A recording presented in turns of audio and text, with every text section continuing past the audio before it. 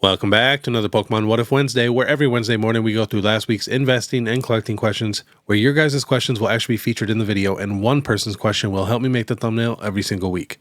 So please drop your questions down below for a chance to be in next week's video. And if I did comment to you saying great question, I might use this and I didn't, please drop that same question again and make sure you put repeat question and it will get moved to the top. And if it was super long, maybe shorten it up a little bit. And I'm not saying I'm some guru who just knows everything, but when I'm unsure, I always like to talk it out with a few people. It always helps me make my final decision. And we do have to get thanks to our video sponsor real quick, and that is PokeNotify. If you guys are sick and tired of missing out on all these drops and pre-orders, PokeNotify is the perfect Discord channel for you. I honestly almost get messages every single day from people getting boxes from PokeNotify. And if you're worried about it, they even have a 3-day free trial so you guys can go check it out. And then if you use the code PokeBeard25 at checkout, you receive 25% off your first month. So definitely check them out. All the links are in the description. But all right, let's get started. First question is from Matt Yolta Plays. What are your thoughts on Prismatic Evolutions SIR prices? Will they go up or down in the near future and the long run? I pulled a Leafeon, which currently is the third most expensive card on the set, and I'm wondering if I should sell it or hold it for the long run. Thanks. So let's kind of check out and see where these cards are sitting at. We got Umbreon at 1,500, Sylveon at right around 500, Leafeon 460, Espeon 420, Vaporeon 385, Glaceon 335, Jolteon 315, Flareon 307. We got the Eevee at 229, Roaring Moon at 294, Cerulege 222, Dragapult 176, Raging Bolt 154, Blood Moon Ursaluna 120, Iron Crown 112. Then we got the Palafin at 111, Goldangle at 95, Iron Valiant at 83, Terapagos at 75, Sandy Shocks at 71, and Iron Hands at 68. And then Petrant at 60. And then, of course, we got the Ogerpon, so Teal Mask is at 40, Wellspring is at 32, Hearthflame is at 29, and Cornerstone Mask is at 27. And the trainers, I feel like nobody ever really talks about these trainers. And the most expensive trainer is Crispin at $62. Now, in my opinion, I have a feeling these cards are going to come down in price pretty hard. You know, the market's still pretty crazy. Finally, we got some things moving down. And then we got a lot of good sets coming too. You know, Destined Rivals is going to be crazy. We got Megas, we got 30th Anniversary, to where Prismatic is probably not going to be the top dog anymore. And to be honest, I just had a couple Sylveon EXs that I was trying to sell at some of these card shows. I mean, it took forever to even sell one of them. People just weren't even interested at that price. So if I had to guess, let's say the market completely cools off, you know, we get a couple crappy sets in a row or average sets in a row. I could see Umbreon at $800-900. I could see Sylveon at $250, you know, Leafeon around the same price. Espeon low 200, same with Vaporeon. And then the rest like high 100s. I could see cards like Cerulege and Roaring Moon do pretty well, but I could see Raging Bolt being like a $75 card. Blood Moon Ursaluna could be a $60-75 card. Iron Crown. You just got to think, half of Prismatic Evolutions right now is sitting in people's closets and stuff. And then a lot of people are getting cards graded, and PSA is super backed up right now. And, you know, this is the best new set. We got Destined Rivals coming, so a lot of people are going to pick Destined Rivals over Prismatic, to where I could see some of these cards definitely dropping. And if you think I'm crazy, trust me, we even had all the Sword and Shield Alternards that were not nearly as hyped up as these cards. They dropped by over 50% when the market cooled off in the beginning of the Scarlet and Violet era. So this can definitely happen. And a couple of these cards are coming down in price. A couple of them are going up. Sylveon's getting higher and higher sales every day. Same with Leafeon and stuff. But yeah, in my opinion, I personally am not buying any of these, which is why I sold the Sylveon, because I have a feeling I'll be able to pick it up, you know, maybe a year from now for like $250. And then we're going to even check out a couple PSA 10 sales of Prismatic since we're finally getting more. So Espeon now at 900 in the 10, Jolteon 625, Eevee at 900, Vaporeon at 1050, Umbreon at 2975, 2800, Sylveon at 930, Vaporeon at 930. We had a ton of sales over $1,000 for those cards. Sylveon at 876, Blood Moon Ursaluna at 475, Iron Crown at 220, Umbreon at 2,850, another Umbreon at 3K, Glaceon at 700, Flareon at 611, and we got a Leafeon at $643. All right, next is from at Arcade Enterprise. What do you think about the future of Mewtwo? I love that card. In my opinion, this is one of the greatest Mewtwo cards we've ever gotten. I really just wish he was turned a little bit more so we could see his face a little bit better. That's literally my only complaint. But the texture on this card is also super crazy. And as you can see, it's going crazy. So it was, you know, $600, $700, $800 in a 10 for a while in 2024. And now it's over 2K. Last sold in a 10, 2,350. And another 10 at 21.25. We got a 9 at 475, 475. Raw at 250, 240, 330, 300, 163, 360. The pop on this card is 2,383 in a 10. And for a 9 is 4,883. So not the hardest card to grade in the world, but not super, super easy. We even have 2,253 8s. That's a good amount of 8s. But I absolutely love this card. Like I said, I think it's one of the best Mewtwo cards ever. Then again, you got to remember we are in a pretty hot market. We got the Mewtwo set. We literally just got the Mewtwo reveal. So, you know, I could see this card definitely going up a little bit more, but I can't see it going like, you know, double what it is right now. It's already pretty hyped up. But all right, next is from @GMAdventure997. Hey Beard, I just picked up both full art secret Mewtwo's from XY Breakthrough. I feel that they are undervalued at sub $80 each. With the Mewtwo SR Pennied and Destined Rivals, do you see these cards going up if we get one? Thanks. Yeah, I also love these cards too. I've talked about these a ton on my channel. And I know the picture doesn't really do it justice, but I'm telling you, the texture on this card is crazy. That is a gold border. Just shines so nice. And we're getting some pretty popular Pokemon in there with Mewtwo, so it is a super cool card. Last sold on Pokedata, raw 45, 65, 52, 60, 45, 65, 34. But to get this card super, super clean, it's definitely going to cost you a little more than $50. And then we got a 9 at 209, 209. And last sold in a 10 on here is $1,000. But yeah, no joke. For these cards and their prices for how hard they are to get now too. Like if you were to go open up a breakthrough booster box, it's so expensive now. Pull rates are pretty tough. And look at the pop. I mean, only 203 in a 10 and 594 in a 9. Now that's super crazy, but these cards are always pretty off-centered, so you really got to look out. And here's the other one from Breakthrough also. Again, I love that orange. Pretty popular Pokemon, you know, not the most popular, but pretty solid. Pop on this one is 225 in a 10 and 699 in a 9. And 483 in an 8 too. Then raw last sold, kind of the same price, 33, 65, 54, 40, 32, 50.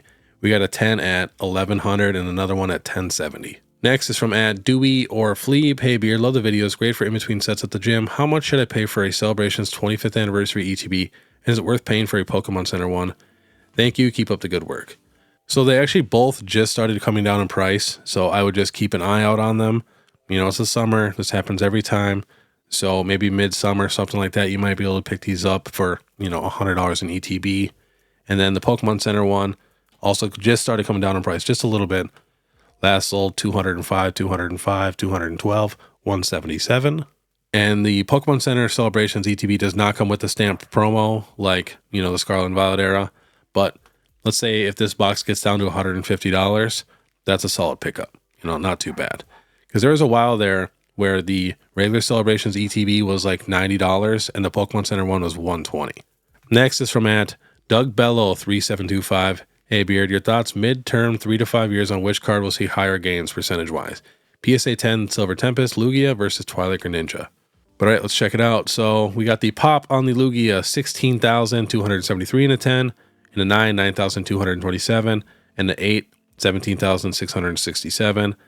We just got up to a $700 in a PSA 10. Now last sold 580, 590, 610. Now for the Greninja, the pop is only 5,458 in a 10, and in a 9, 4,246, and 693 in an 8. And it just got up to about $810 in a 10. Now last sold 645, 670, 663.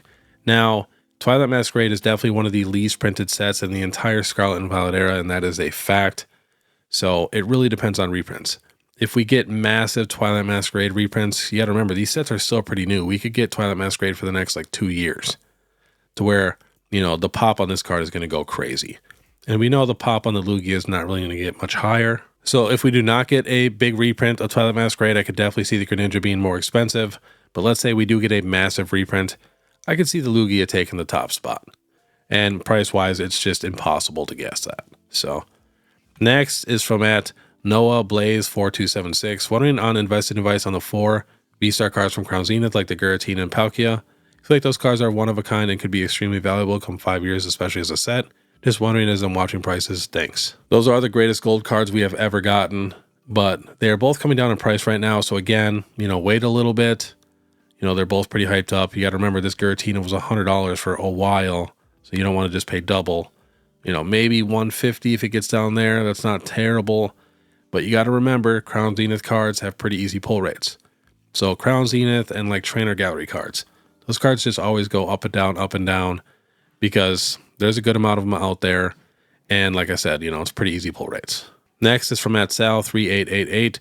Hey PokeBeard, what are your thoughts on a card like Rayquaza VMAX being an 800 single, but only a $1,000 PSA 10? So that is because it's easy to grade. So there's 10,810 10s, and there's only 3,037 9s, and then 715 8s. So you got a pretty good chance of getting a 10. And we can compare this to a card like the Giratina. So remember, 10,000 in a 10 for Rayquaza, 3,000 in a 9. Now for the Giratina, we have 7,228 in a 10 and 6,454 in a 9. And then 1,800 in an 8. So the 10 and 9 are almost the same comparing to the Rayquaza, which, you know, the 10 is way more than the 9. So the card is just much, much easier to grade. There's a couple cards from Evolving Skies that are like that. Some of the evolutions also. Next is from @DarkRiseDungeon. Any tips for first-time vendors? Make sure you have PayPal, Venmo, Cash App all set up and ready. Bring as many 1s, 5s, 10s, and 20s as you possibly can. And then try to have a little bit of everything. You know, singles, slabs, sealed. It really, really helps because some people are only there for sealed. Some people are only there for slabs. And then, you know, try to have some really cheap cards and then possibly some free cards to give away to kids. That always helps. And then make sure everything is locked and keep an eye on everything, especially if you do not have a camera. Your best thing that you can possibly do is get there early and get super organized and ready. And then you're good to go, honestly. But all right, next question is from a member @PokeGingers. What's up, Beard? Love the channel. Would you rather invest in a case of Chilling Reign booster boxes or one Roaring Skies booster box? I have some sealed X and Y, but not a lot, and I don't want to miss a boat for the future. Thanks for your time. So honestly, Chilling Reign is a lot more popular of a set than Roaring Skies.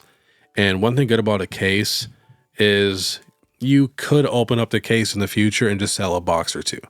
To where if you have just one Roaring Skies booster box, you know, you're either keeping that forever, passing it down, or you're going to have to sell it and then you don't have it anymore. With the case, you know, you could sell off half of them and then keep the other half and pass those down or whatever you want to do. Plus, Chilling Reign is a much better set than Roaring Skies. And it came out in a time where Pokemon was way more popular. So way more people know about Chilling Reign than Roaring Skies. All right, next question is from @Poppano. Great videos, been watching weekly. With the anniversary coming up, along with the new set next year, will the market still be hot for the next couple of years? So that really, really depends on all the sets. I'm telling you, if we get a couple average sets to where people are not excited at all and scalpers cannot just go, you know, buy a bunch of products on the shelf, they will leave. You know, a lot of them will leave because they need to make constant money. You know, they constantly need to be flipping these boxes to where if we get 2 sets in a row, they can't flip anything. You know, they're going to be hurting. Next is from @Ronnie19071.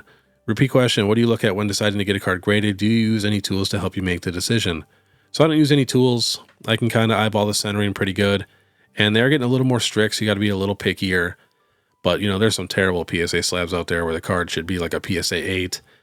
But now for like the whitening and nicks and stuff like that, it can't have any like actual nicks. And then on the back, you know, you can have like maybe 1 or 2 at absolute most, like little tiny whitening spots. Like at most. If I ever see 3, I'm not even going to try to get the card graded at all. And I only really try to get them graded if it has 1. Next is from @ProNinjaBoy88. Hey Beard, what dictates slab prices? I understand the pop reports and popularity, but are there any other factors I'm missing? Not really. It's really just depends on the market. You know, if the market's super hot and everything's going up, slab prices will go up. And, you know, if the market's cooling off, slab prices will go down. But I do feel like there are less people collecting slabs than there are people collecting raw cards, just because they're so expensive. So I also feel like that makes a big difference, especially if the slabs are, let's say, over $500.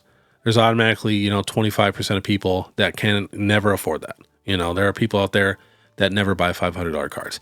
Even myself, I rarely buy cards that are over $500. Every card that I've ever really gotten, I got it when it was super, super cheap, you know, years ago. But all right, next question is from @Wolf3414. Hey Beard, I traded one of my Prismatic Evolutions PC ETBs plus 150 cash for a 151 PC ETB. What are your thoughts on both long term and which set do you like better? So, sounded like you have multiple Prismatic PC ETBs, so that's okay. And I have a feeling 151 will actually do slightly better just because everybody had a good time with 151.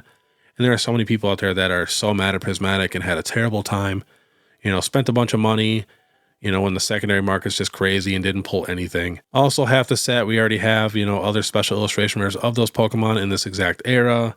So I could see 151 doing slightly better, to be honest. But again, it really depends on reprints. You know, that makes the biggest difference for this stuff.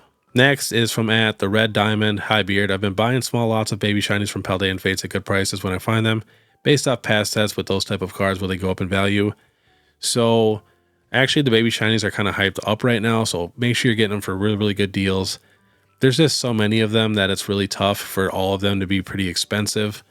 But Paldean Fates is a very popular set though. Tons of people are collecting the baby shinies. I always try to have baby shinies in the vending binder because I know, you know, a lot of people are mastering that set. But, you know, like I said, just do not overpay, because if you look at Hidden Fates and Shiny Fates, the baby shinies have not done super well, you know, besides a handful of them. So just be careful and get them for a good deal. Next is from at Kyler Pesnell. Will Vintage see another resurgence, specifically base set? I think so. I mean, a ton of cards are coming up in price right now. And you got to think, during the COVID boom, one of the reasons Vintage went so crazy was because like Logan Paul, you know, they were chasing those vintage Charizards, and all of his videos were about, you know, the vintage stuff. So Vintage was, you know, super, super popular. Now that could happen again at any time. People act like it's physically impossible for that to ever happen, but it can definitely happen. So that's why I always say, if you can find a really nice vintage card that's super clean for a good deal, you might as well pick it up, because you know you're getting a solid deal anyways for how old that card is and for how clean it is compared to some of these new cards where there's millions more of them. People act like it's physically impossible, but it can definitely happen again at any time. Next is from at LL Blur. Hey Beard, best Pokemon YouTuber out there. Thank you. I have a Crown Zenith Master Set and I'm wondering if I should hold, sell, or maybe trade for an Evolving Skies booster box plus cash. If you can trade your Crown Zenith Master Set for an Evolving Skies booster box, I'd probably do that. If you are a little bit more worried about like money and how well it'll do in the future, the Evolving Skies booster box will definitely do better, and it will be a million times easier to sell in the future than a Crown Zenith Master Set. Master Sets are one of the hardest things in the world to sell, even though I do feel like Crown Zenith has like one of the best Master Sets of all time. But again, easy pull rates, so it's never going to be like, you know, a $50,000 Master Set or anything like that. All right, next is from at Water Hino 1812. How do you not get called a scalper? I have a sealed collection and I buy for my friends and sell to them for what I paid. I'm so worried people get upset. Is there a limit I should be buying? I also like to open a lot, like sometimes 10 boxes at a time. Thank you for your help. Love the channel. Watch it all the time. So as long as you're not clearing out the shelf every single time and instantly putting everything on Facebook Marketplace for double the price, you're not really a scalper. You know, just try to leave a few boxes here and there for some other people. If it's a fresh restock and nobody's around you, you know, don't clear the shelf. I wouldn't even take half. Just take some to where you and your buddies are good. You can keep a couple for your sealed collections, and then you don't really have to worry about it because you're not clearing out shelves. I don't really even go to the stores anymore to buy stuff off shelves. If I see it, I'll grab it. But I'm also sponsored by Punch-Out Gaming, you know, a local game store, so I can get boxes to them. But yeah, just don't take it all and leave some for other people. Next is from at JNA22. Q from new eBay seller. Your thoughts on how to deal with buyers who ask to move conversion to IG versus buying from your eBay shop, safe or scam? So, you know, I've done that a couple times because I kind of knew who they were, but otherwise I try to just stay all on eBay. It's just way safer, way easier. You know, if you really want to sell the item, give them a slightly better deal on eBay, because, you know, a lot of people are scamming on Instagram. It's definitely true. And then there's definitely some people that are just trying to get away with not having to pay the fees and stuff like that. But it's just safer to keep it all on eBay. And last question is from at Dead Cinderella 1. Hey Beard, from an investing standpoint, should I be okay buying hot sets like Prismatic at market prices, or just stick to what I can find at MSRP, and if I miss it, I miss it? Thanks. So I definitely would not go crazy paying these market prices, especially a ton of prices are coming down. You know, they could come down even further this summer. You never know. We could get massive reprints. We don't know exactly what's going to happen. You know, if you really, really want something, you can maybe buy a couple things here or there, because long run, you're not going to lose money on it. You know, if we're talking 5-10 years down the road, you'll be okay.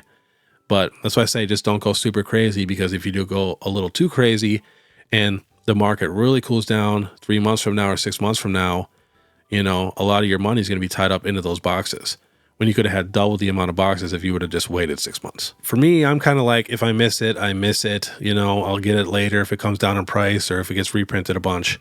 That's why I really try not to do a lot of sealed collections, like get one of every Pokemon Center ETB, because that's pretty tough to do, especially now.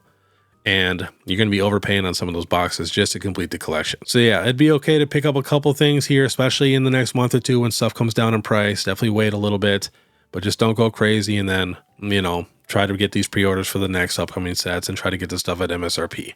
But all right, that was today's Pokemon What If Wednesday. If you guys do like this content, please make sure you subscribe, hit that notification bell, leave a like and comment. And then too, if you guys want to support more, you can check out my Instagram or my YouTube membership. It's only 99 cents a month. But all right, I want you guys to have a great day. And if you want to watch my last Pokemon Market Monday, click this video here. Otherwise, we'll see you next time.